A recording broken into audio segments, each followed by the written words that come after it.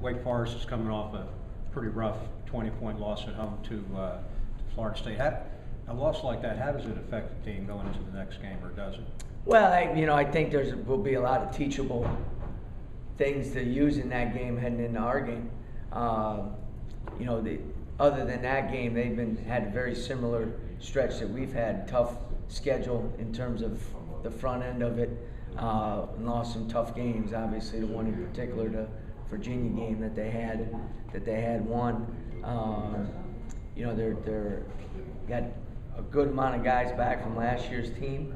I still think they're kind of trying to find themselves with Miller McIntyre back in the mix, and they haven't had the same flow on a consistent basis within games. But you're talking about two of the premier players in their league, in Thomas and Cody Miller McIntyre, and you're talking about one of the most impressive freshmen in Crawford.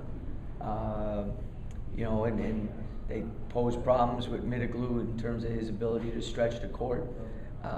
So they're a team, both teams had their backs up against the wall a little bit, and I would assume both teams are going to come out fighting, because maybe they see it as an opportunity, just like we do, to get back on the right track and kind of use that as a springboard for future games. And of course, aside from Thomas, Crawford's getting most of the minutes on that team too. They rely on him a lot. He's a dynamic freshman. He can score the ball, crafty with the ball. And the one thing that I've been impressed with him is he's exceptionally defensively, really puts pressure on the ball and can cause some disruption defensively. For better or worse, I was going back to the start of the ACC season, we were always talking about, like, why are you guys fouling so much and why are they taking so many free throws? That seems to have been addressed to some degree. I don't know if it's something you actually did or not, but... Yeah, I think going into yesterday's game, the second half free throws were 159 or 169 to 50 in the second half. Obviously, yesterday that wasn't necessarily wasn't the case, and right. in particular because we had to foul some at the end. So it's still that occurred more on the defensive end, and I still say defensively is the area that we need to improve immensely in. Mm-hmm. Against a team like Wake they're giving up close to 80 points a game, do you try to be a little more aggressive, force the action a little, push the ball, that type of thing? Yeah, I mean, when we can, and in the game yesterday, off of turnovers, long rebounds, we did a good job transition-wise. Got some key baskets in that, but it's an area that we're always stressing. And as I said, though, kind of follow up on the last question, it's hard to run and push if you're taking the ball out of the net. It's just you're not going to get the opportunities. Defenses are going to be set back. So we run the best when our defense is playing the way we're capable of playing, where we're defending and rebounding. And that was you asked it yesterday. We gave up 7 offensive rebounds in the first half. Right. So difficult to run if you're not getting stops or if you're giving up second chance opportunities. Curious, does it seem to you like, yesterday you shoot 50% from the field, but you had the 14 turnovers, rather than some games you're really good with turnovers, but maybe you don't shoot well from 3-point range, or it always kind of seems, does it seem to you like it's one thing or another, it's not the same thing that's keeping you guys from? Yeah, and that's that's a consistency that we're trying to get. Yeah. You know what I mean?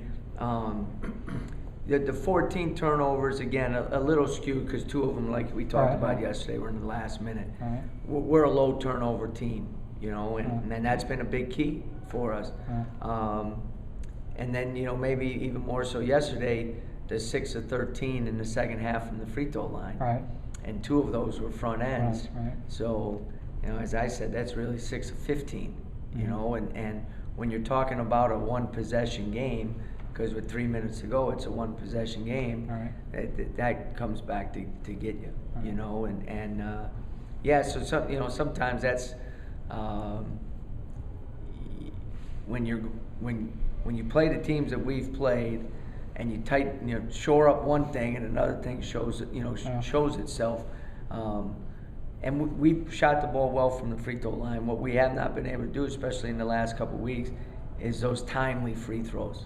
And that's, one of the things or the timely defensive stops where, okay, if a team shoots 48%, but this is a crucial stop, you have to get this stop.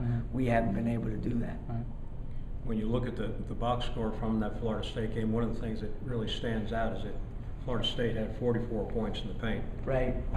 Watching the game, was it mostly post action or breakaways? A little bit of both. Florida State's so fast, but they got the ball inside. They got offensive rebounds, and they drove the ball.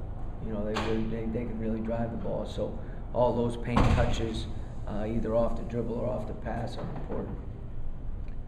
I think you've said something about, particularly I remember after the Syracuse game, and I think yesterday, just it comes down to making plays, and I think of the 2 turnovers against Syracuse in the last couple minutes. Is it fair to say that the confidence or just the habit of making those plays part of what's maybe keeping the team from doing more?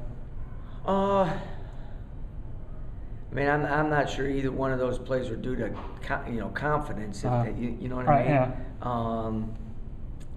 Yeah. Obviously, experience is a great teacher and helps you build confidence if you've done it before. So I think that obviously has something to do with it. And at the same time, each of those individuals have made some big crucial plays. You know what I mean? So it's again, in this game it was that. In this game it's something else. So again, as I've said before, I think one of the key things is, defensively we need to get better. Guarding the basketball, guarding the post, and then having that consistency on the defensive glass where we're not giving up offensive rebounds. If you do those things, then those end of game plays may not even have to be made. When you look at the bench play from Wake, the one guy that you see getting a lot of minutes is Hudson. What does he bring to the table? Well, he's a dangerous scorer, because he needs twofold. Last year he was a little more of just a 3-point shooter, but he's putting the ball on the floor and driving it more. And they'll even go small and play him at the 4 or something, and it'll be really small. But he's a very aggressive offensive player. And when you have that green light, he's able to kind of go through some stretches where maybe he's not making shots or whatever the case might be, because maybe his shooting percentage isn't great, but they play in flows offensively, and when he gets it going, he adds a whole other dimension to the team.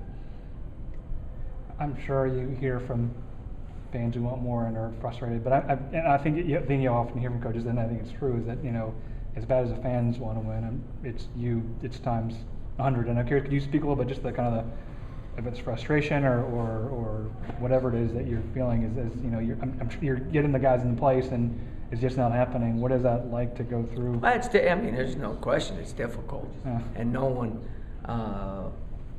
wants it more for our guys than the coaching staff does. You know what I mean?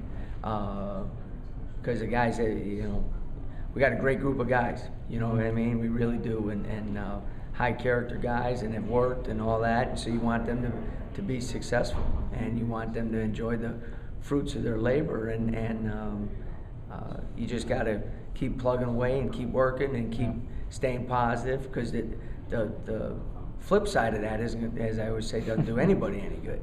You know what I mean? And this is, we start in game 2 of the second round. You know what I mean? And we need to play a little better. We need to play a little better. And again, when you're close, it's not a 50% increase. It's a 5% increase. And if you do that, things are a lot different. And guys got to realize that. Staff got to realize that. We got to, make sure that we do those things. Looking back at Charles, 2 rebounds is such a crazy anomaly. What was going on? Yeah, it's just it's you got to go to get them. And him and Nick combined got 6 rebounds in almost 60 minutes of playing time. Ben Lammer's got 6 rebounds in 15 minutes. You know, so there's a energy level and a commitment level to going every time. Both offensively, more times than not, it's just going and being active. Defensively, there's the physical aspect of it. And in this league, one of the things that with Charles that he faces in this league, a lot of times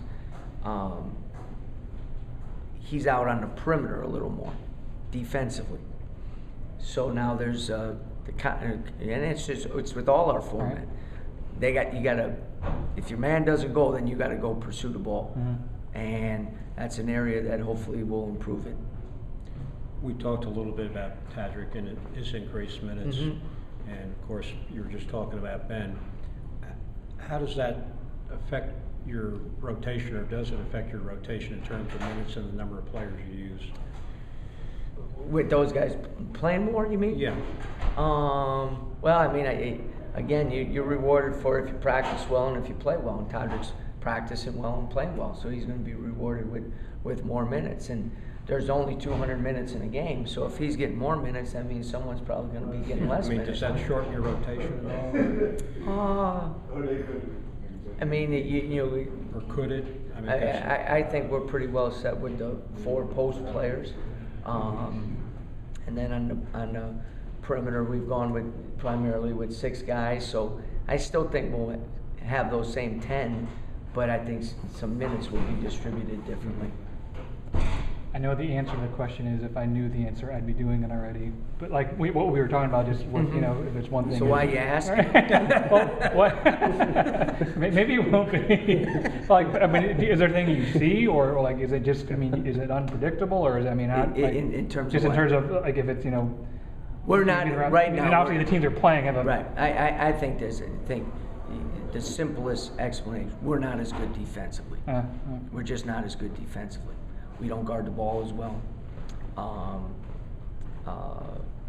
Our ball screen coverage isn't as good. And I think that affects the rebounding some, because now you're scrambling a little bit more on the defensive end, so you're a little bit out of position to rebound the ball. Teams have always had to play on top of us. And so now you got great rebounding position.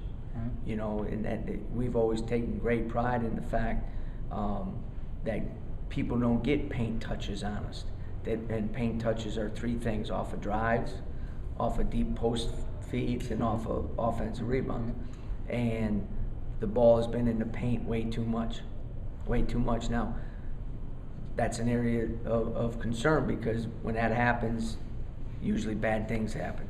You know what I mean? And that's it. We as collectively have to address that and take greater pride in the fact that we can't allow that to continually happen. And again, what it is 3 or 4 less times a game. You know what I mean? And that means sometimes it's greater help from the next guy on the perimeter, reading the help, when to give heavy help, when to give light help. And it's just there's a concentration factor, and there's a commitment factor that I think needs to, over these next 8 games heading into 8, needs to increase. Is that a matter of not reacting fast enough on the switches on the screen, or? The easiest job, not the easiest job, but the simplest job, is the guy guarding the ball, because he has one job: keep the ball in front of him. Then the next simplest job is the guy 1 pass away, because his job is to make sure he doesn't give up a dribble split and still get back to his man. The most difficult job is the guys on the backside, because you got to rotate, you got to see your man, you got to cut him out. And so it goes against human nature that the further you are away from the ball, the more things you have to do. Okay? And you have to make a split-second decision.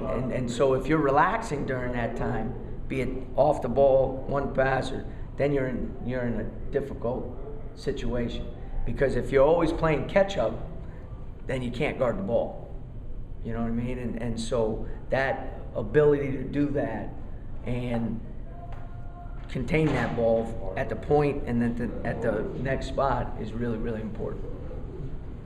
Is that partly having guys that are, I mean, they're relatively new to playing, just having the reps, or? Well, And I know it's an easy, simple, yeah, that would be a simplistic answer to it, but it's not like they've never played Right, before, and I right. can't believe it's the first time they've ever heard that. Yeah. You know what I mean? I mean, like that defensive philosophy is not like, Innovative. it's not like the triple option. We're the only team that does it.